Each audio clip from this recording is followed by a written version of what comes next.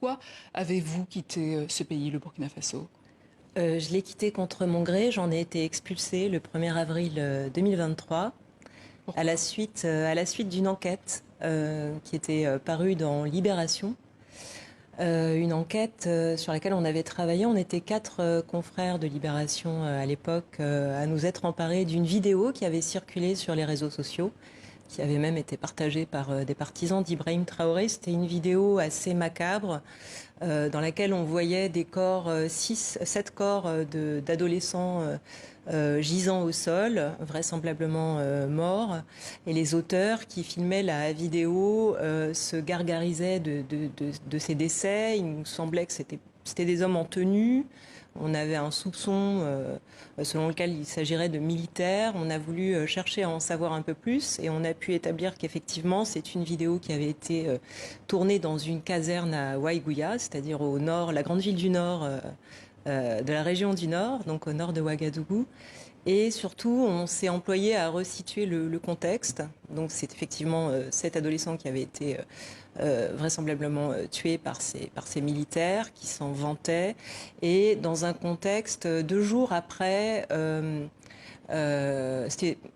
y avait eu un incident juste à côté de Waïgouya, au nord, à l'est et à l'ouest en fait de cette grande ville du nord, le JNIM, donc les combattants djihadistes affiliés à Al-Qaïda au Maghreb islamique règnent en maître.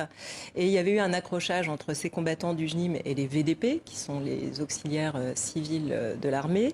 Et il y avait eu une opération de représailles dans plusieurs quartiers de Waïgouya, notamment dans l'est de la ville, des quartiers habités par des Morés, la communauté dominante, mais aussi par des Peuls, qui est la deuxième communauté du pays et qui est souvent accusée de collaborer avec des djihadistes. Et c'est donc dans la foulée que vous avez été... Et voilà, juste pour finir, donc ces jeunes avaient été raflés, voilà, et nous on avait surtout documenté ce contexte, à savoir que les habitants nous avaient décrit des opérations de rafle qui tendaient à se banaliser, enfin à augmenter, des disparitions forcées. On avait documenté tout ce contexte-là qui avait amené des militaires ou des VDP ensuite à s'en prendre à des jeunes hommes voilà, qui avaient été enlevés dans ces quartiers. Alors, de retour à Paris, vous avez fait plusieurs articles, notamment au Burkina Faso, la spirale meurtrière de la lutte antiterroriste du capitaine président Ibrahim Traoré, publié aujourd'hui, qui est sorti aujourd'hui. Comment avez-vous pu mener l'enquête depuis Paris? Alors, en fait, 3 articles sont sortis aujourd'hui dans Libération. Celui dont vous parlez, c'est plutôt une analyse politique. On a fait une enquête sur des exactions commises par des FDS et leurs supplétifs civils, ces fameux VDP. Et il y a un 3e article aussi qui est un portrait qui là met plus l'accent sur les enlèvements de citoyens qui tendent également à se multiplier au Burkina Faso, en l'occurrence celui d'un directeur de publication d'un grand journal au Burkina. Et voilà, donc on met l'accent aussi sur le musellement de la presse. Alors, concernant les soldats qui ont tiré sur tout ce qu'ils ont vu, voilà, c'est le titre. Là, il s'agit de l'enquête. De l'enquête. Vous évoquez donc près de 400 civils qui ont été exécutés par 2 convois militaires. Qu'est-ce qui vous a permis de faire ce décompte?